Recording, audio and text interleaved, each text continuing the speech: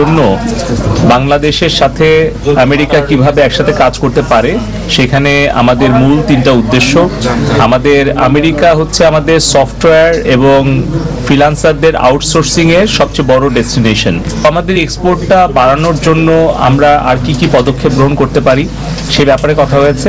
জনাব Peter Haas উনার যে বিভিন্ন কথা এবং আলোচনা বিষয়বস্তু এগুলোর থেকে আমার কাছে মনে হয়েছে যে বাংলাদেশের দেশের সাথে আমেরিকার ভবিষ্যতে আমাদের যে বাণিজ্যিক সম্পর্ক এবং যে সম্ভাবনা সম্পর্কটা এটা আরো বেশি সম্প্রসারিত হবে, আরো ঘনিষ্ঠ হবে।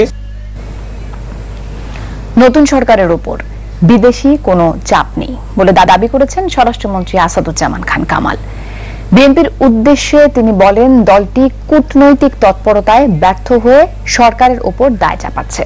সচিবালয়ে ঢাকায় নিযুক্ত ভারতীয় হাইকমিশনার প্রণয় ভার্মার অভিনন্দন গ্রহণের পর সাংবাদিকদের প্রশ্নের জবাবে এসব কথা বলেন স্বরাষ্ট্রমন্ত্রী।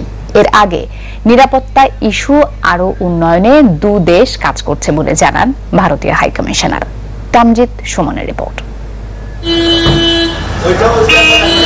মঙ্গলবার বিকেলে সচিবালয়ে নতুন সরকারের স্বরাষ্ট্রমন্ত্রী আসাদুজ্জামান খান কামালকে অভিনন্দন জানাতে তার দপ্তরে আসেন ভারতীয় হাইকমিশনার প্রণয় ভার্মা।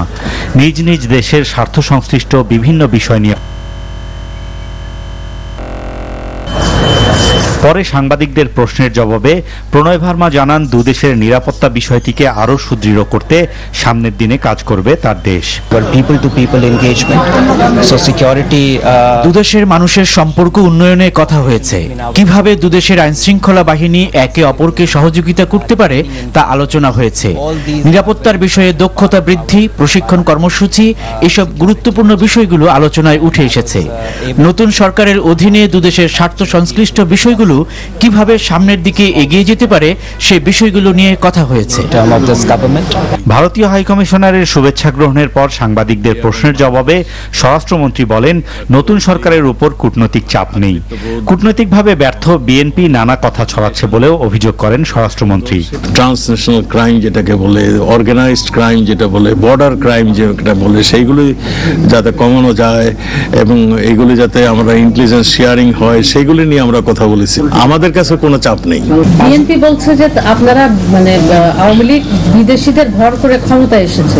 আপনারা দেখেছেন বিদেশিদের দাঁড়ে দাঁড়ে তারা ঘুরেছেন, স্যাংশন দিয়ে ফেললো, কত কিছু করলো, সবকিছু ফেল করে এখন তারা উল্টো কথা বলছে। সামনের দিনে দেশি বিদেশি কোনো চাপ থাকলে তা মোকাবেলা করে সরকার এগিয়ে যাবে বলে জানান স্বরাষ্ট্রমন্ত্রী। Tamjid Suman, NTV news, Dhaka.